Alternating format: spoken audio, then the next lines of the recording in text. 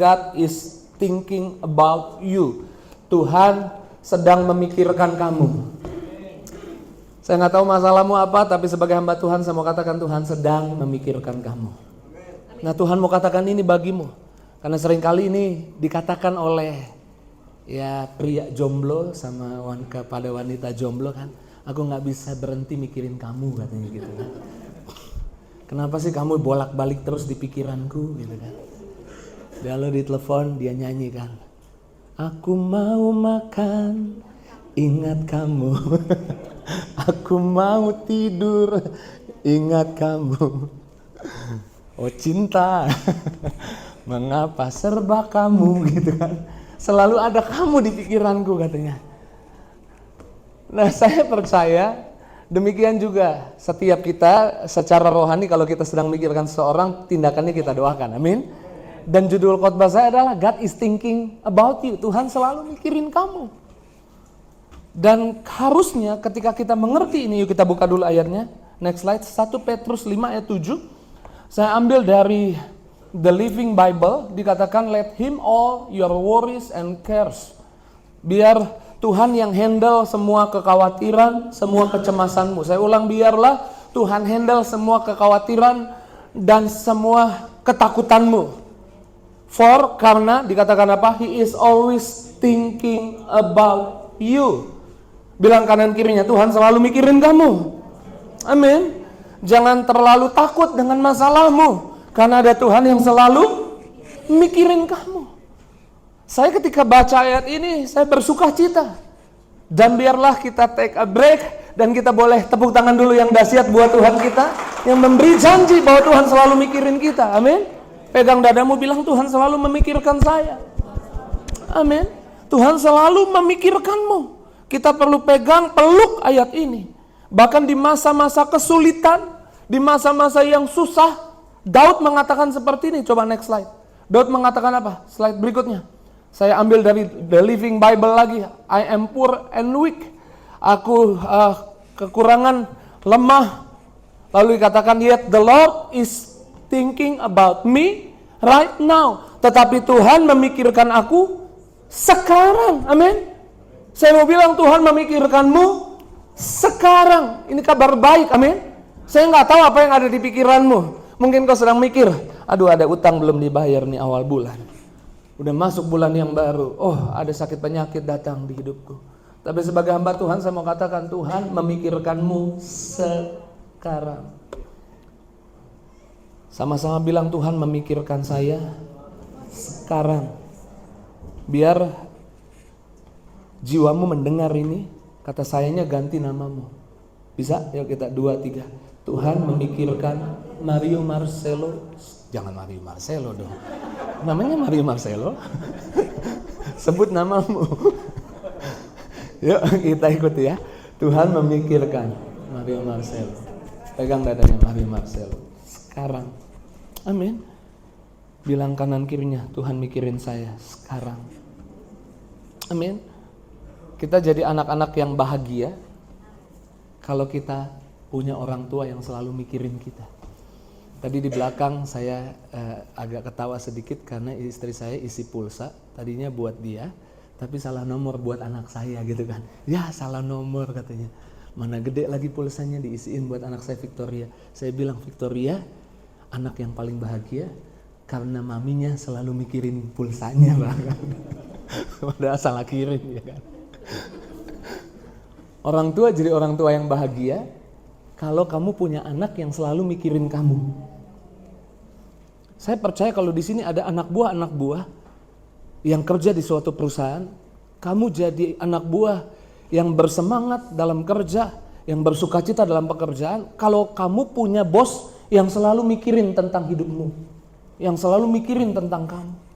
Kalau kamu punya teman yang selalu mikirin tentang kamu jadi orang yang paling berbahagialah karena punya teman yang selalu mikirin kamu. Tapi sekalipun kamu gak punya semua itu, kamu punya janji pagi hari ini bahwa Tuhan selalu mikirin kamu. Saya bilang bahwa Tuhan selalu mikirin kamu, bahwa kamu ada di pikirannya Tuhan. Amin. Kita tepuk tangan yang dahsyat yang luar biasa sekali lagi buat Yesus. Kamu ada di pikirannya Tuhan. Sejak kapan kamu ada di pikirannya Tuhan? Yuk slide berikutnya. Nah, saya sengaja pakai bahasa Inggris semua deh, biar jemaat Jambu 2 pinter bahasa Inggris, ya kan? Amin. Biar yang muda-muda kayak anak selatan campur-campur ngomongnya Indonesia Inggris, ya kan? Long before he laid down earth foundation, jauh sebelum Tuhan meletakkan dasar bumi, he had us in mind. Dia sudah memilikimu di pikirannya. Sama-sama bilang, jauh sebelum dunia dijadikan, Tuhan sudah menaruh saya di pikirannya. Amin. He settled on us the focus of His love. Dia menetapkan kita jadi fokus cintanya Tuhan. Amin. To be made whole and holy by His love. Supaya kita kudus dan suci karena kasihnya. Long ago He decided to adopt us into His family through Jesus Christ. Jauh-jauh sebelumnya, karena kamu ada di pikirannya, Dia sudah tetapkan 2023 ada di Plaza Jambu 2, engkau jadi bagian dari keluarga Allah. Amin.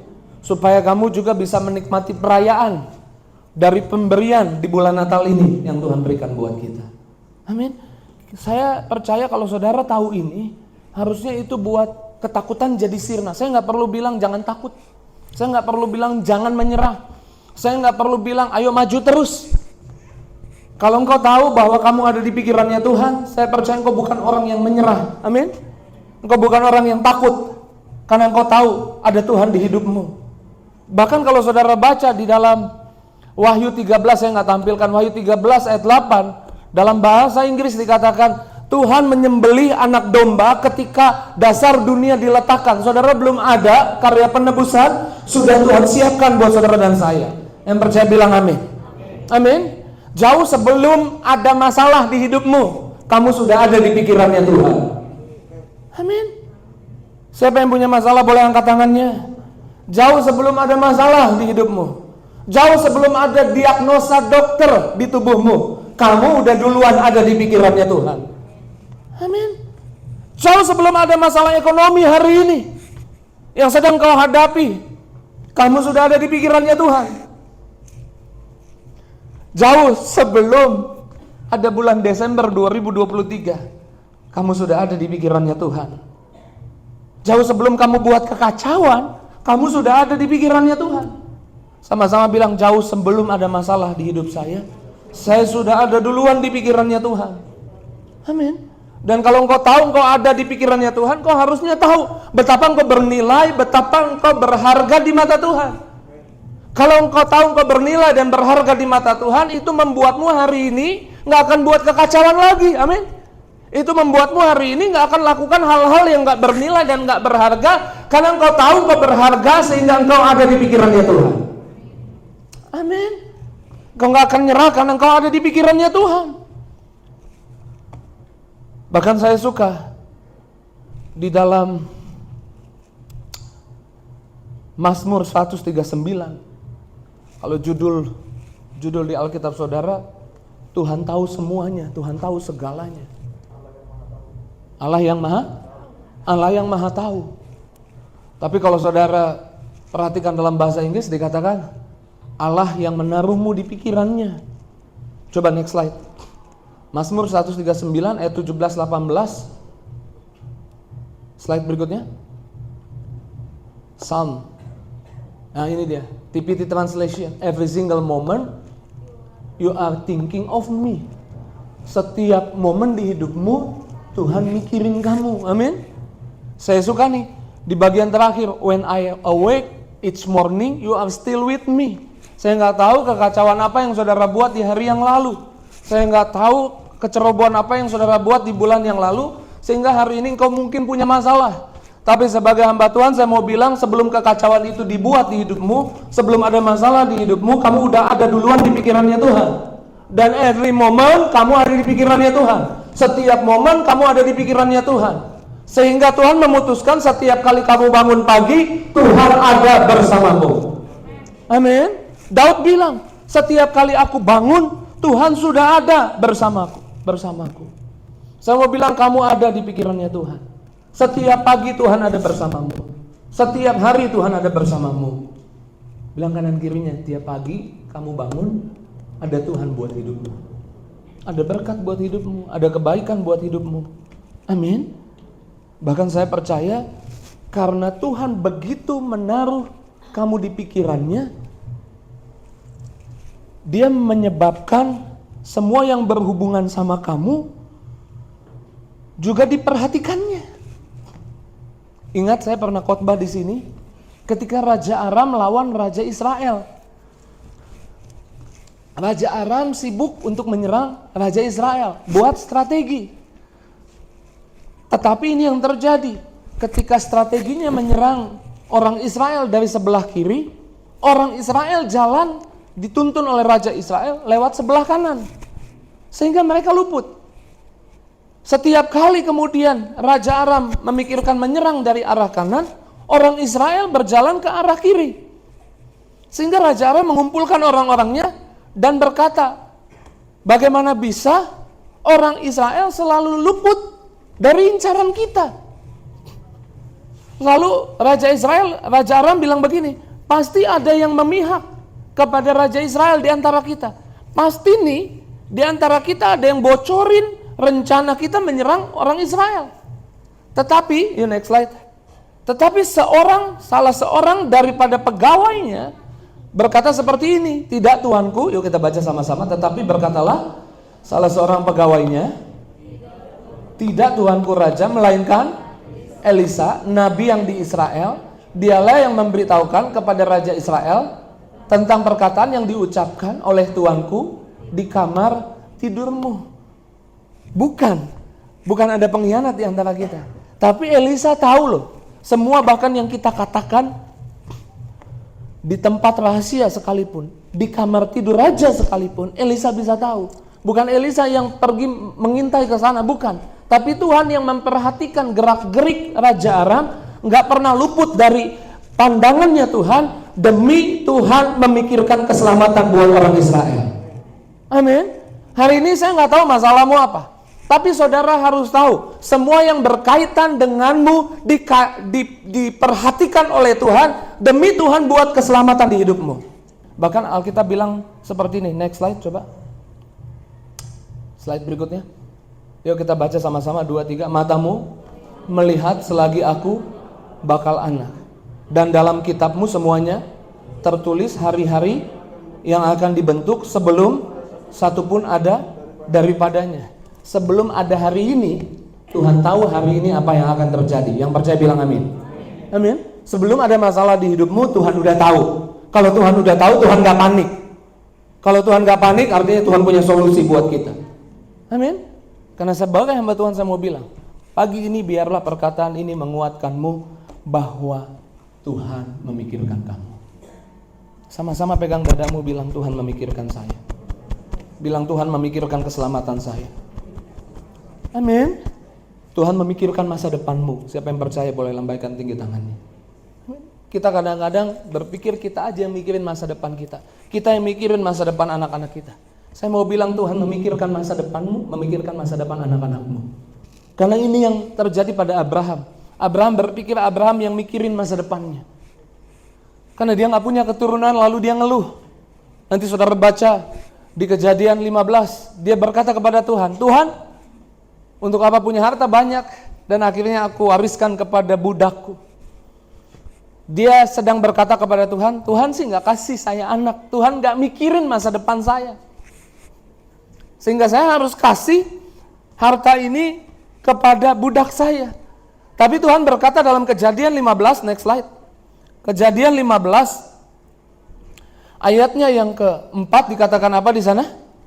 Yuk kita baca sama-sama, 2, 3. Tetapi datanglah firman Tuhan kepadanya, demikian orang ini tidak akan menjadi ahli warismu, melainkan anak kandungmu dialah yang akan menjadi ahli warismu. Walaupun Abraham belum lihat, Tuhan sudah memikirkan itu di pikirannya. Kita tahu dari akhir ceritanya, walaupun ada proses, dia harus tunggu 25 tahun untuk kemudian akhirnya Sarah mengandung dan melahirkan. 25 tahun bukan waktu yang sedikit, ada proses, ada yang harus dihadapi. Tapi Tuhan sedang dorong Abraham untuk percaya bahwa Tuhan sudah memikirkan masa depannya. Saya nggak tahu apa yang kau pikirkan tentang masa depanmu. Tetapi sebagai hamba Tuhan, saya mau bilang Tuhan memikirkan tentang masa depanmu. Amin. Bukan hanya Tuhan memikirkan masa depanmu, bukan hanya Tuhan memikirkan masa depan Abraham. Tuhan tahu Abraham perlu iman untuk percaya bahwa Tuhan memikirkan masa depannya. Makanya di ayat 5 Tuhan bilang seperti ini. Next slide. Lalu Tuhan membawa Abraham keluar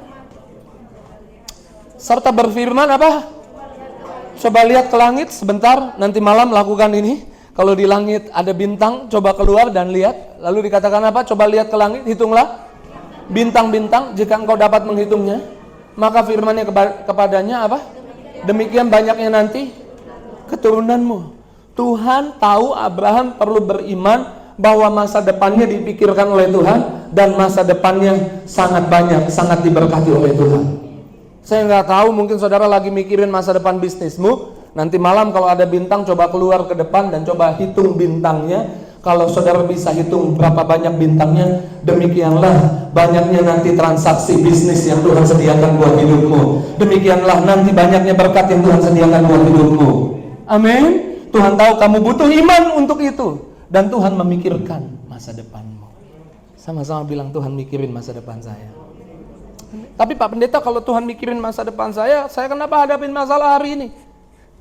Ada sesuatu yang kau nggak tahu hari ini, tapi kelak kau akan tahu bahwa Tuhan memikirkanmu. Saya ulang, ada sesuatu yang kau nggak tahu hari ini, tapi kelak kau akan tahu bahwa Tuhan memikirkanmu. Ada sesuatu yang orang Israel nggak tahu pada saat bebas dari perbudakan di Mesir. Kemudian Firaun berubah pikiran, mengejar mereka, dan mereka jalan ke arah laut. Firaun berkata seperti ini, lihat tuh, mereka nggak tahu jalan, mereka nggak tahu petanya Mesir, mereka salah jalan, mereka jalan ke arah laut. Di kanan kiri padang gurun, di belakang tentara Mesir mengejar mereka. Diperintahkan oleh Firaun, binasakan mereka. Ketika mereka berhadapan dengan laut dan di belakang tentara Mesir, kanan kiri padang gurun, mereka ngeluh sama Musa. Musa, mau bawa kami dalam kematian ke sini? Kayaknya Musa ini salah jalan. Kayak Tuhan kok bisa salah jalan? Saya mau bilang Tuhan gak salah jalan.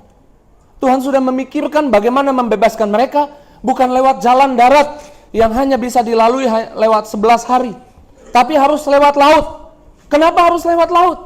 Mereka gak tahu di depannya ada laut. Kenapa harus lewat laut? Lautnya dibelah. Tuhan mikirin mereka jauh ke depan. Dibelah dan mereka pindah ke sisi yang satu. Kemudian tentara Mesir mati semua ketika lautnya tertutup. Mereka ada di seberang. Kenapa lewat laut? Karena Tuhan tahu kalau mereka lewat jalan darat, banyak peperangan di sana, berpotensi mereka lihat peperangan di sana, ketakutan, mereka balik lagi ke Mesir. Tuhan gak mau mereka balik lagi ke Mesir.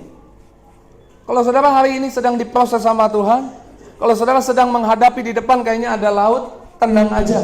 Tuhan tahu, Tuhan memikirkan apa yang harus Tuhan lakukan buat hidupmu. Jangan curiga sama Tuhan. Tuhan punya rencana yang indah, bukan rencana kecelakaan. Tuhan gak mau kamu kembali ke hidupmu yang lama.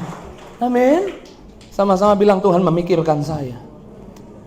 Bilang kanan kirinya, Tuhan memikirkan kamu. Amin. Tuhan mikirin masa depan orang Israel. Tuhan mikirin masa depannya Abraham. Dan Tuhan memikirkan masa depanmu. Anak-anak muda mungkin engkau gak tahu udah lulus kuliah, belum dapat kerja, apa yang harus saya lakukan. Sebagai hamba Tuhan saya mau bilang, jangan nyerah, jangan takut. Doing aja apa yang harus kamu lakukan, kerjakan saja. Bangun pagi, teruslah berharap kepada Tuhan. Karena percayalah, Tuhan memikirkan tentang masa depanmu. Yeremia 29:11 bilang apa? Aku tahu, kata Tuhan. Rancangan apa, pikiran apa dalam teks lain yang aku punya di pikiranku tentang kamu. Itu pikiran damai sejahtera, rencana untuk mendatangkan kebaikan, bukan kecelakaan. Tuhan gak punya rencana jahat buat hidupmu. Yang Tuhan punya adalah rencana kebaikan. Amin. Bahkan Tuhan mikirin makananmu. Ketika orang-orang mendengarkan Yesus berkhotbah, kemudian hari mulai sore dan mereka mau pulang, murid-murid bilang suruh mereka cepat pulang. karena hari sudah mulai sore, sudah mulai gelap, dan mereka belum makan. Biar mereka pulang dan mereka bisa dapat makan. Tapi Tuhan bilang, kalau mereka jalan, mereka bisa kelelahan. Kasih mereka makan. Yang kita tahu kisahnya, hanya ada 5 roti 2 ikan. Tapi karena Tuhan memikirkan bagaimana mereka harus makan 5 roti 2 ikan, Tuhan ucap syukur, pecah-pecah sisa 12 bakul. Saya percaya bulan Desember ini Tuhan memikirkan di rumahmu harus ada berkat Natal. Amin. Saya beriman kalau gereja Tiberias dapat perintah melalui mendiang Bapak Gembala rayakan Natal besar-besaran di Stadion Utama Gelora Bung Karno, dan Tiberias di bulan Desember selalu dapat berkat besar untuk bisa rayakan Natal di Stadion Utama Gelora Bung Karno. Biayanya bukan murah, itu biaya yang mahal, biaya yang besar, tapi ada aja berkatnya untuk rayakan Natal besar-besaran. Saya percaya demikian juga buat jemaatnya. Di rumahnya pasti ada berkat yang besar supaya bisa merayakan Natal besar-besaran. Kamu ada di pikirannya Tuhan. Kamu ada di pikirannya Tuhan. Kamu ada di pikirannya Tuhan. Amin. Kamu memikirkan tentang meja makanmu. Tuhan memikirkan tentang meja makanmu. Amin. Di meja makanmu harus ada Grenebon, ya kan? Kaki pendek. Kalau saya nggak makan kaki pendek. Kalau orang Ambon tongkol tuh yang besar. Harus ada kastengel, nastar. Tuhan memikirkan makanan. Amin. Jangan jadi khawatir, jangan jadi lemah. Apa sih goalnya Pak Pendeta ngomongin ini? Goal saya ngomongin ini supaya saudara nggak takut, nggak bimbang, saudara beriman, dan ketika saudara beriman, jadilah sesuai imanmu. Di rumahmu banyak berkat, di keluargamu banyak berkat. Itu tepuk tangan yang dahsyat, yang luar biasa buat Yesus. Bahkan tadi teman bicara bahwa hari-hari ini banyak orang flu, banyak orang batuk. Tapi saya mau bilang Tuhan memikirkan kesehatanmu. Amin. Lewat kitab Yohanes dikatakan 3 Yohanes 1 ayat 2. Boleh dibuka ayatnya? Di 3 Yohanes 1 ayat 2 dikatakan apa di sana? Saudara-saudaraku yang kekasih, aku berdoa semoga engkau baik-baik saja, sehat-sehat saja dalam sama seperti jiwamu. Tuhan memikirkan tentang kesehatanmu, sehingga Dia mengutus anaknya Yesus mati di atas kayu salib. Sebelum sampai di atas kayu salib, Dia harus menanggung setiap cambukan. Dan setiap cambukan itu adalah menjadi karya penebusan untuk setiap penyakit. Tidak ada penyakit yang tidak dibayar di atas kayu salib. Oleh bilur darah Yesus kita disembuhkan. Amin. Termasuk jiwamu baik-baik saja. Jiwamu enggak baperan. Amin.